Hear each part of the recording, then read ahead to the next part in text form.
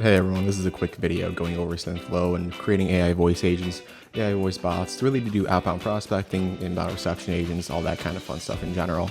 If you don't know me, my name is John. If you probably don't, it's probably my only YouTube video out there, really, like realistically me creating it.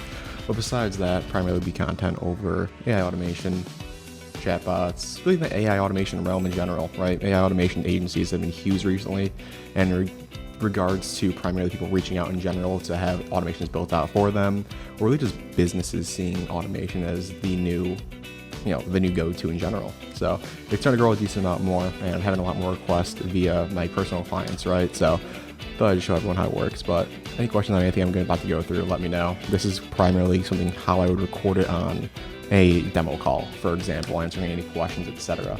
Right? If I talk to myself, well, don't mind me, I'm talking to myself. I don't know why I do that, but yeah, any questions in the meantime, let me know. But going from there, let's hope you all enjoy it. If not, leave a comment saying how god awful it is. But thanks.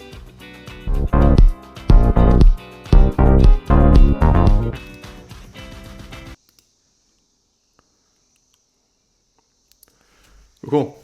Well, yeah, if anything, going from here, we're kind of just start with a quick demo of Synthflow.ai, right? So it's pretty easy to just get in here and log in. It's pretty simple with the onboarding process here. It may ask a couple questions usually, but for the most part, once you get past, is primarily what the main screen will look like, which is, it's laid out very nicely, which is what I like about this compared to some other AI agent voice bots in general, right?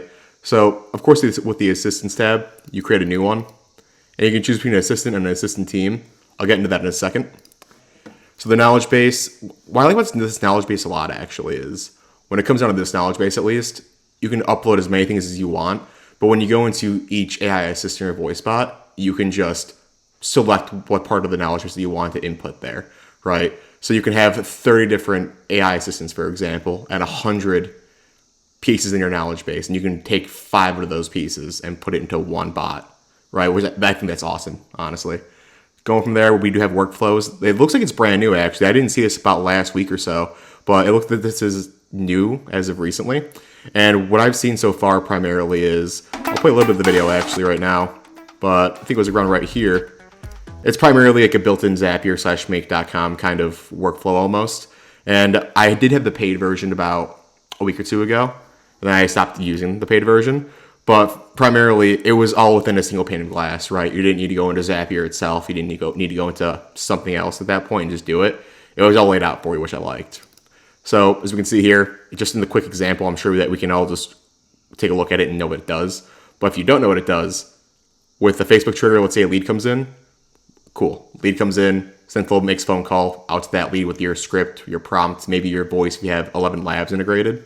And then maybe you'll go into Notion through the database and import any of this, what's the word? It'll import any of the transcriptions into Notion, maybe some notes, maybe any of the data captured, whether it be the date and time that they booked an appointment for, or the email and name that was captured, etc. And then from there, the Google Calendar invite will be sent out, and that's where the process ends. But yeah, that's kind of how that would go. Integrations, there's a couple of integrations here that I'll primarily go over. I would say just the first two, Twilio and 11 Labs, it's just the basics to get everyone set up at this point. Zapier, I don't need to go over that. I think it's pretty self-explanatory. Bubble, if you don't know what Bubble is, it's kind of I would say it's like a no-code platform for designing apps in general, is what I would say, right? It's pretty fun. If you haven't used it at all, I would definitely say it's worth a look. Stripe, we all know how it works. Go high level. Won't get too much into that in this one right now. What I am excited for is the make.com one, actually, because I primarily use make.com for everything else. Zapier, I use sometimes, not all the time. Cool. Settings are all here. You'll find all the information here when it comes to any of the members you invite, plans, etc. Agency, I haven't played around with this too much for the fact that, well, I'm not really using Synthflow as much as I used to. But yeah, going from there, come down here. If you want to be an affiliate, click on right there. If you need any documentation access as well, I'll come to this page. It lays it all out for you, and I think a lot of the things here are pretty great. And I would say even the prompting guide is one of the things that I think everyone should take a look at when first using this. Cool. So just to create an assistant really quickly, when you create an assistant team, imagine creating multiple assistants, and you can just primarily connect the calls to each assistant, right? So kind of more in a corporate way, if you want to look at it. Imagine like you call in a Chase Bank well, scratch that. You call into American Express. You call American Express, one of the voice bots verifies your information, right?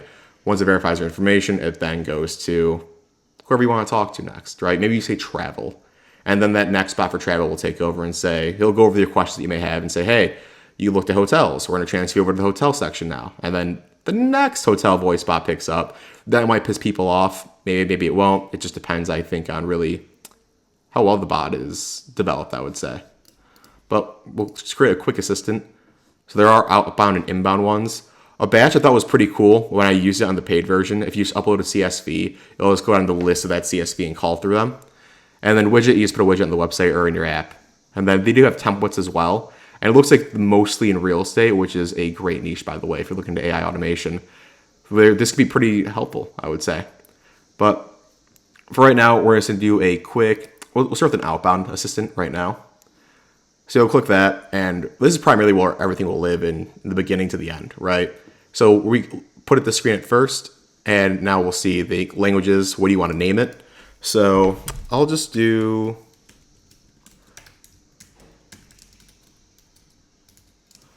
the one I did last time. And then you can select voices as well, right? And I'll get into the 11 Labs integration in a second, but I'll take a look at this. So primarily you can choose between all these voices. Then as you get a little more down, of course, you'll see the ones I've imported already. So anything imported from a third party will primarily show up at the bottom, right? And yes, you do see my name with more energy because I was trying, but I wasn't trying that hard, as you'll see in a second. Cool. And then you can do custom greetings as well. And what's also pretty nice about it is you can have custom variables. So I can say, hey there, first name, why not?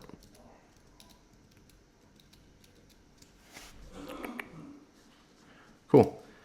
Other from here, you can choose really any one of these. I don't know what's in looking at the next 2 to 3 years. So as you're taking a look at it, my bad. But I'll just do the new one with 4.0 because it is the newest one. So hopefully it does work a little bit better.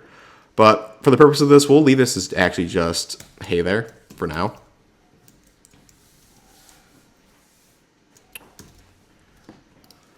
Reason I'm not putting any variables in right now, I don't want to skew it too much when I get into the next portion.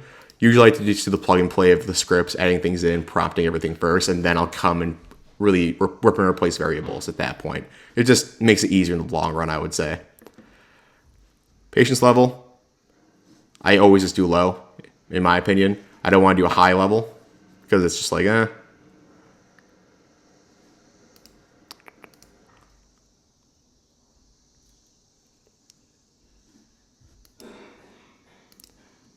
So next there are the custom greetings. So primarily I'll leave it as hey there for right now. You can do custom variables and be like, hey, first name, and then whoever the first name is within your CSV, your list, whatever it may be, it'll pull the person's first name and then the actual person's first name, etc. If you want to, if their name's John and then on the CSV it says like John Jones, and if it pulls it into it, you'll be completely fine from there, right? And it'll just pull like, hey, John, it's whatever over at Hoffman, etc. Cool. I think from this, we'll stay with this right now. And then I'll play with it a little bit after, I would say. Cool. And as you still play with this a little bit more, you can select phone numbers. Mine's already connected, as you can see that right there. But when it comes to it, go to integrations. You'll just click on Twilio, and as you can see, all of my information's already documented. It's all here already. But click on the docs for the support. When you click on the docs for support, it'll bring you to this page here where it shows you exactly where to get this info. But I did bring this up earlier just to make sure that you can all see it. Just go to accounts.twilio.com if you have an account already, and it's going to be the first thing that you see here. I'm not going to show you the the authentication token, but for the most part, you copy and paste it in there, and your number will auto-populate, which is pretty cool. So once it auto-populates, you're pretty much good to go at that point, right? So I don't know why I had that second one open. Cool. So we have that. Let's see if there's any other integrations we need to get done.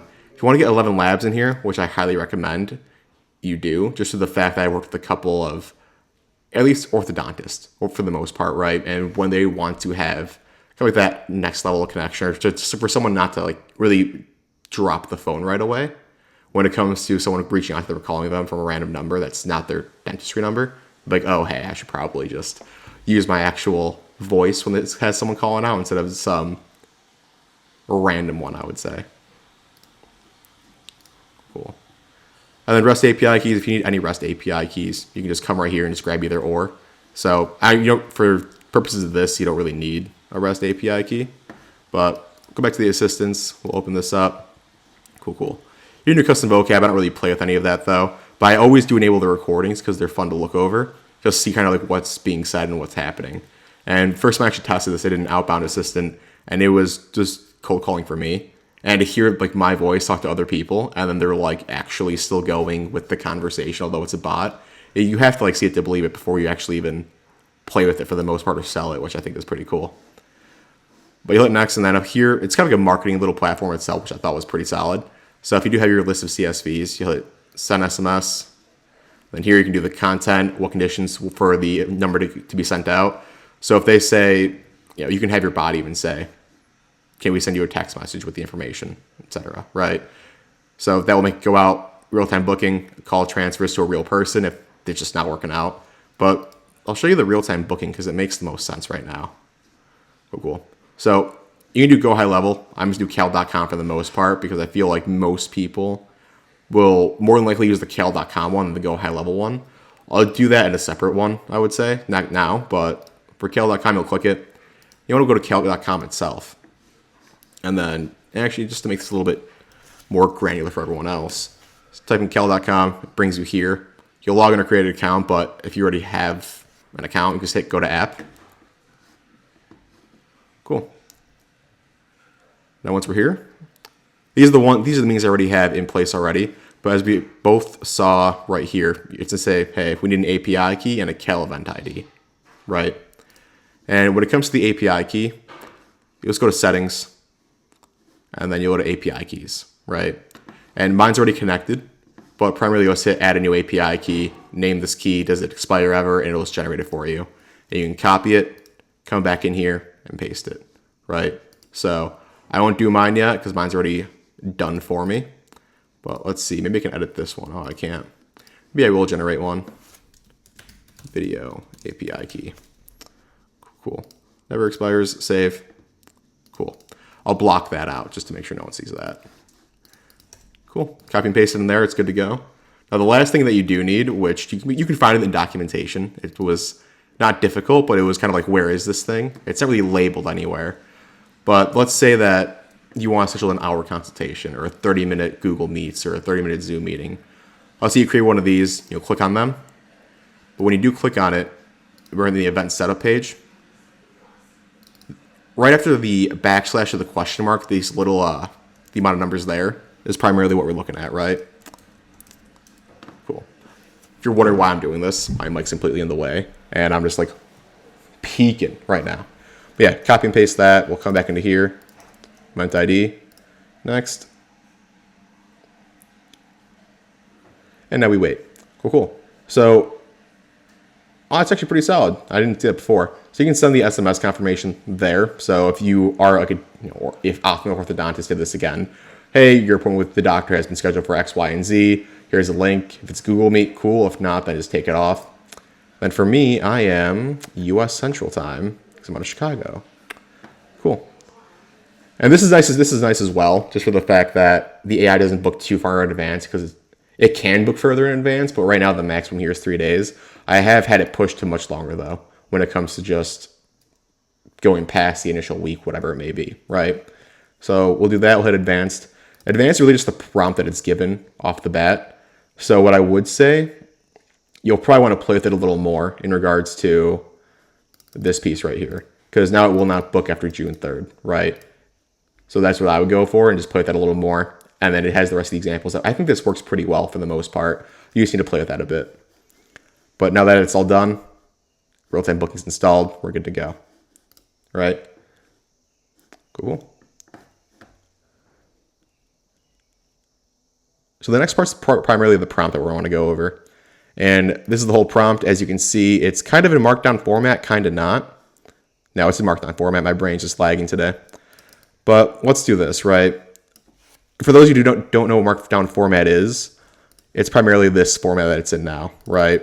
Where the headings are marked with hashtags for the most part, going down. But what you'll want to do, because you want to do this primarily just for the fact that the documentation says it's probably the best way to do it.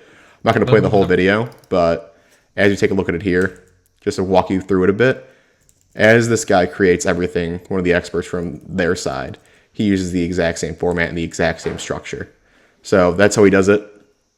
And that's just how I'm going to do it. But for the most part, to make it easy on everyone, let's go to ChatGPT. You'll see this AI voice prompt script builder by Alexandru Stan. I thought it was Alexandru at first, Dan. Yeah. I couldn't find this for a while. I was trying to look for it, and I finally found it. So I'll probably just put it below just for everyone to see.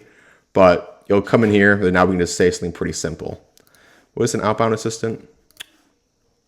It was an outbound assistant. My brain's lagging today. Cool. So let's go ahead to ChatGPT. And now we can just say,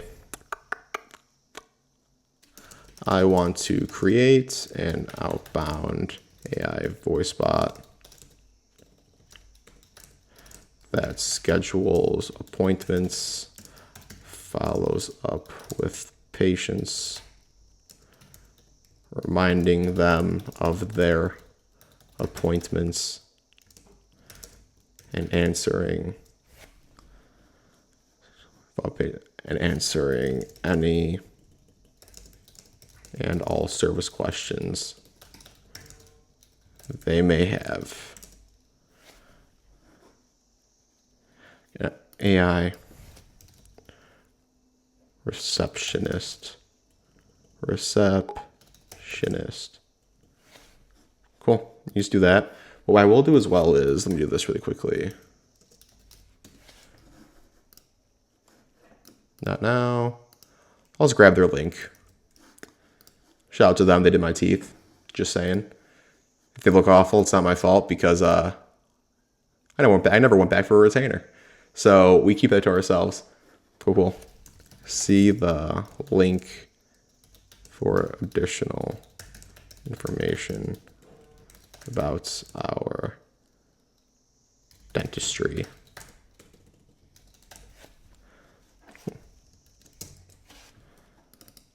Of course, you don't need to do any of this because it's smart enough to realize, oh, hey, this guy's stupid. He's making a lot of mistakes. But you can just do that. You hit enter, and you'll just let it generate at this point. And like I said, probably the best thing here is usually it just comes out within Markdown format. For some reason, this one isn't, which is surprising to me. Cool.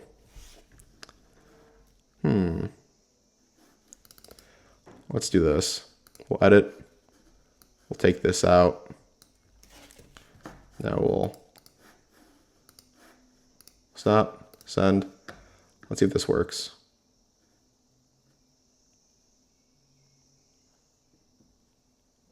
Cool. So that worked. Primarily, you want to put the link in it right then and there. So maybe as soon as I finish this one, I can put the link in there and make it a little more tailored down, right? But yeah, going from there, you'll really see right here, it's all in Markdown format for the most part, right?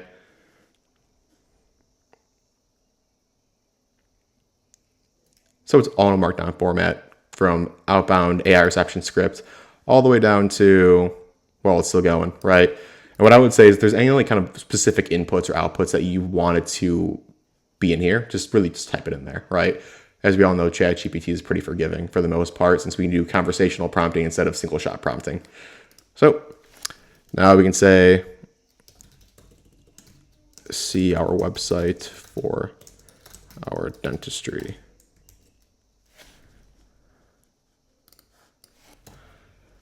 Well, see the link about our information about our dentistry and add context accordingly.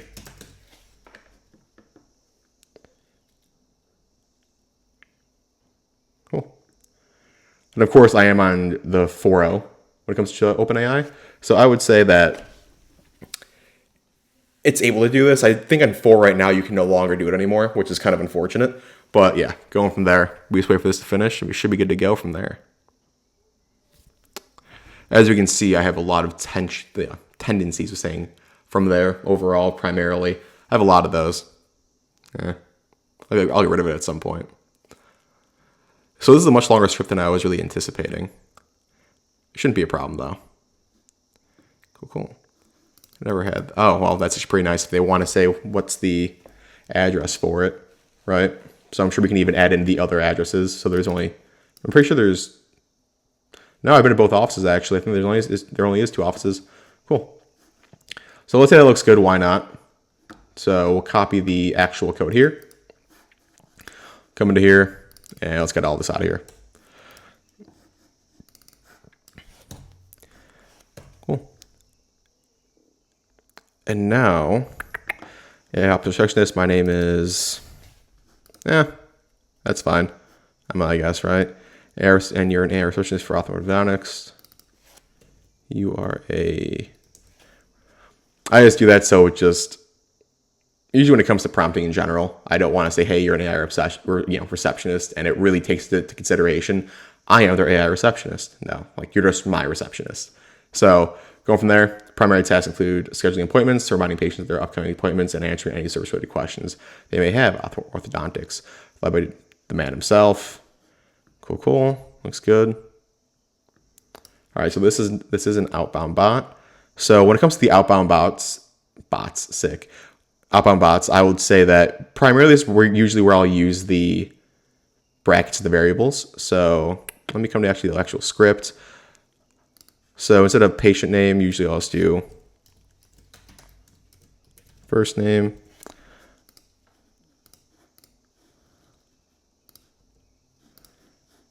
Then somewhere around here, you'll see the actual piece pop up. But maybe got to do it again just in case. So script again.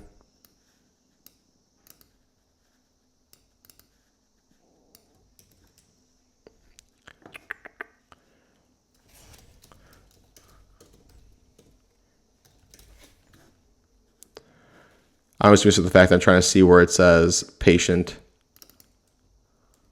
first name. And this is just how I do it, right?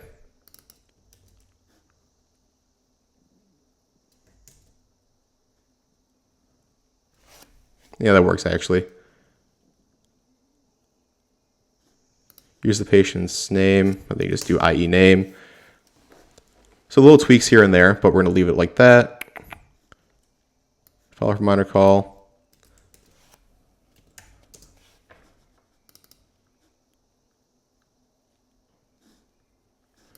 Cool. So we can just leave it like that. And as I was doing all that, as you can see, the variable populated on the right. So let's do this really quick. Let's just test it out and see if it works. So let's have it call me actually. Just do John. And then do not call my phone number, please. Give me a second. Come back to the assistants. Come here. I got to go back. It changed. So fun fact, when you do purchase the actual full piece of this, you will be able to, how do you say? You'll be able to see everything in like one foul swoop with like an actual overall single pane of glass dashboard. But since I no longer have that, you don't see that, which is unfortunate. So you just need to hit back and next the whole time. So we just do hey there. Let's see.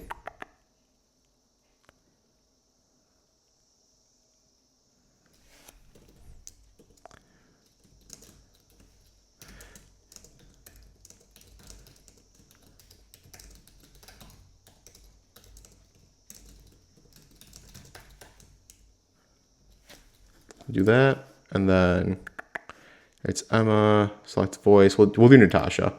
Just for the fact that personally I like Natasha a lot. I think her voice is probably one of the better ones, I would say. And I feel like Adam's one of the TikTok voices. Heather's not bad. I have a thing for the British accent, so leave it at that. GPT-4, advanced settings. Advanced settings, this is more new, I would say, within the past month or two. At least that I've seen, right? You can use speaker booster. I don't really.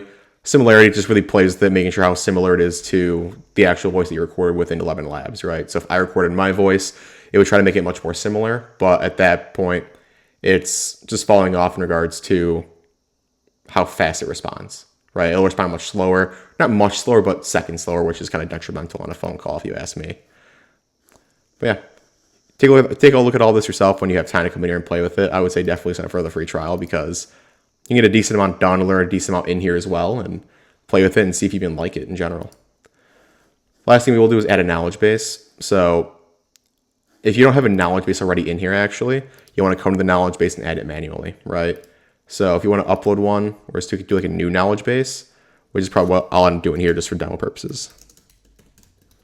Often ortho, my brain today. Cool. So that one popped up. There's the one that I use and do the exact same thing here, but just for demo purposes so everyone sees it. Click on it, chosen. So you can import a PDF, which is nice. If you just have a regular copy and paste text that, let's say a client sent you like a Word document and you got to do it. It's like, okay, cool. But we'll just do a URL and then the website, upload. Take a while than I expected.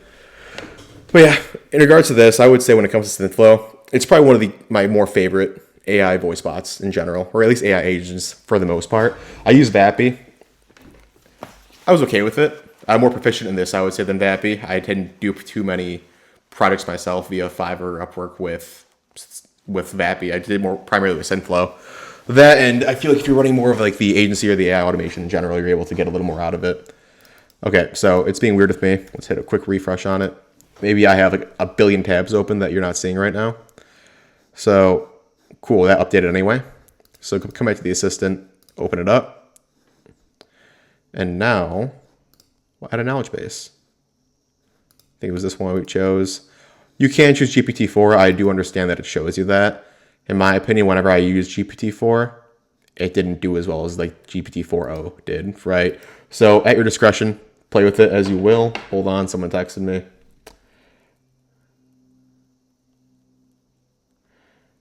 I am available today. What are the odds? All right.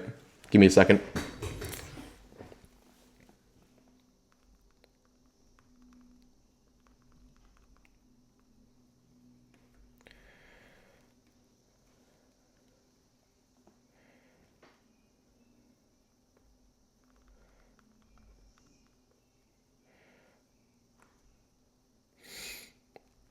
Yeah, no, my bad. Hamza with my situation. Any questions for me so far? What do you...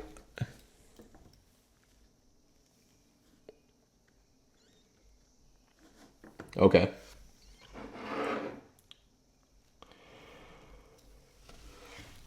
I would say like this would primarily be used for outbound outreach. Reception desks are pretty nice for inbound as well and outbound. So you can do either or. You can have two of these set up for inbound and outbound, right? They're both doing separate actions, which you can do, which they be pretty solid. And like I showed you earlier, the workflows that are coming out with Make.com, Zapier currently, etc. You can primarily use those already. They really automate this whole process. So like if you did have like a Facebook lead come in, right? I don't use Facebook leads personally. Usually most of mine is organic or just cold outreach via Instantly or LinkedIn DMs, etc. But most people do use Facebook leads. They can just have a lead come in or have a type form come in, for example. And then the bot will then reach out to that person. Bot reach out to the person. Cool.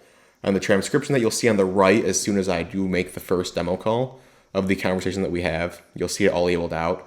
You can import all that information to a Google Sheets, for example, or a Notion template. And then from that Notion piece that you upload it into, you'll then go into Google Calendar for like a, I don't know, if you want to schedule a call, book an appointment, whatever was the main purpose of that call, you can definitely do.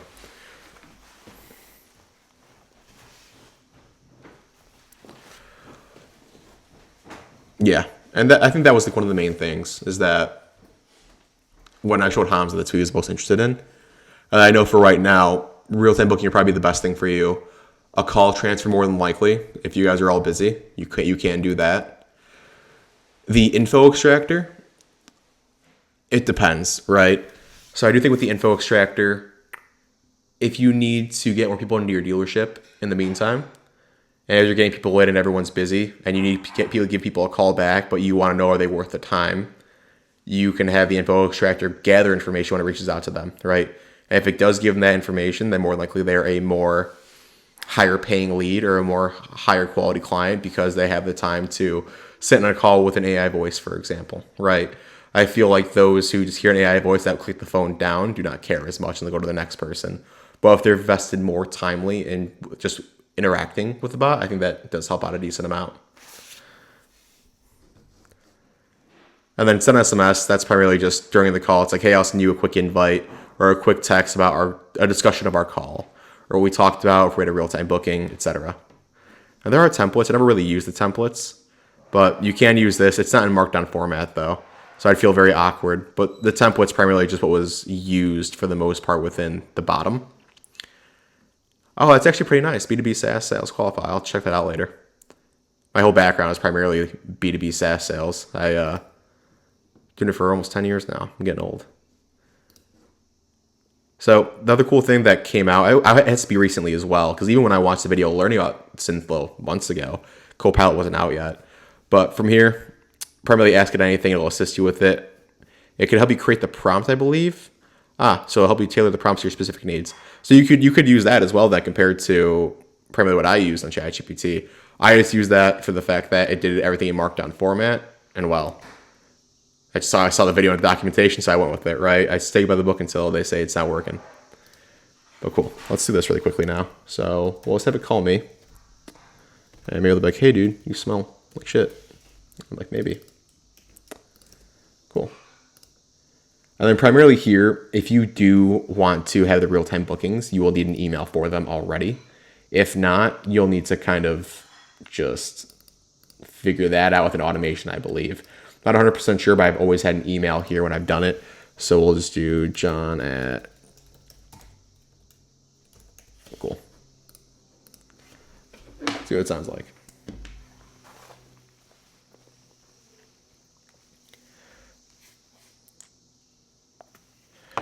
The voice ID is not accessible as API key. Please add this voice to your 11 Labs voice library. Oh, that's right. Okay, so now we gotta go to 11 Labs. So I already had this open, but what I would say is you should go to this and then get the API key. I believe it's down here. Yeah, you click on your profile plus API key. So my API key is here. So copy that really quickly. Hopefully it's the same as it was before. Integrations, 11 Labs. It's connected. I have no idea what they're talking about then. Unless I did not have Natasha already in here. No, she's in here. So why is it not working? Oh, my brain.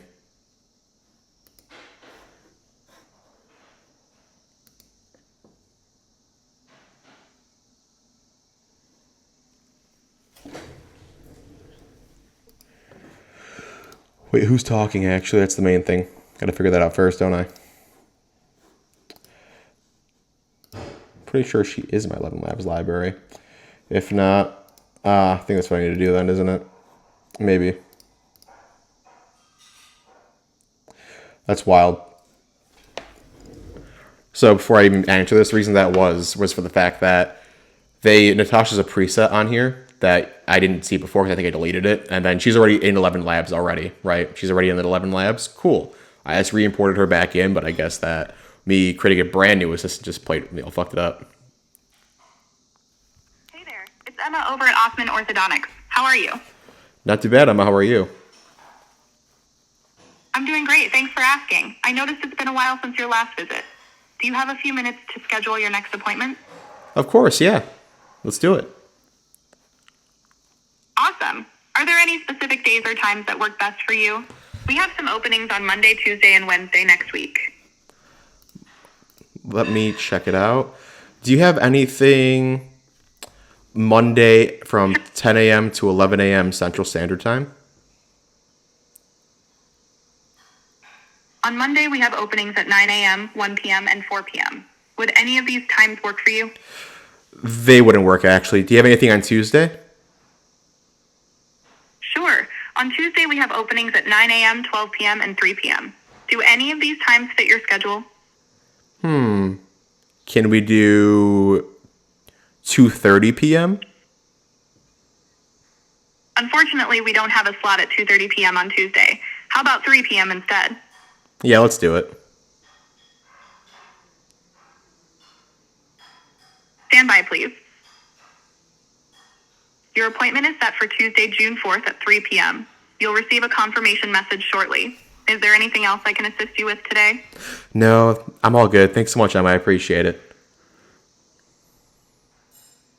You're welcome, John. Have a great day, and we'll see you on Tuesday. You get the point. Yeah, so that I don't know why I did that, actually. I need to take a look at that myself.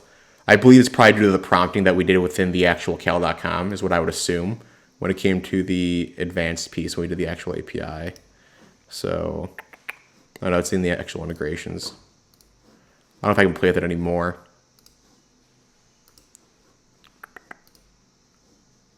My brain just not braining today. What was it? It was cal.com. My brain is not braining. So yeah, I'll take a look into that again and get back with you on that. Oh, you can edit the real-time booking. Okay. So it's probably has to do something within here is what I would assume. So 3 p.m. Wednesday, December 20th, you can just use that. Now, okay, that's what it was. So it went off of this availability, not your actual calendar availability, right? So always base it off this. And that's just the prompt we gave it. So I'm sure if we just recoded it as choose anytime available on my current calendar, because we gave it permissions to access your Google Calendar or your Apple Calendar, whatever calendar you gave it access to, it'll take a look into. But yeah, that's primarily how that works. Going from there, that's all outbound. You can select an outbound phone number. This is clearly it. And the max budget is primarily the amount of dollars will be spent via your credits down here, or your talk time, I would say. So I believe in the plan I'm on, I used to be the higher one, but I'm no longer on it. So I get 50 minutes on this one. I used to be on just a regular pro. I got a lot of minutes, so I really didn't need to worry about it or care so much. But then again, I think the only con, well, one of the only cons, I don't know if there's many cons with Synthflow, in my opinion, but it can be on the pricier side, right? Unless you do the 2-month or the annual, you get the 2 months free, which I think was a pretty solid deal, and I think that's kind of where they're going with this, is that they want people to get to at least the growth of the agency plan, right? Because that is a decent amount of savings. So, cool. Any questions so far on this?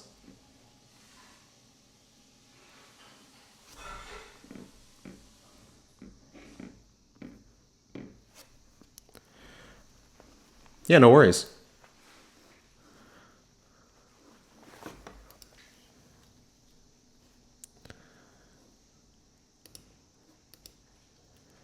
Do you want me to do it for you?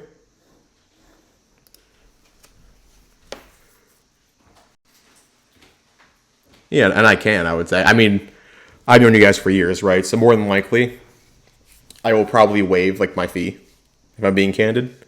But what I would say is,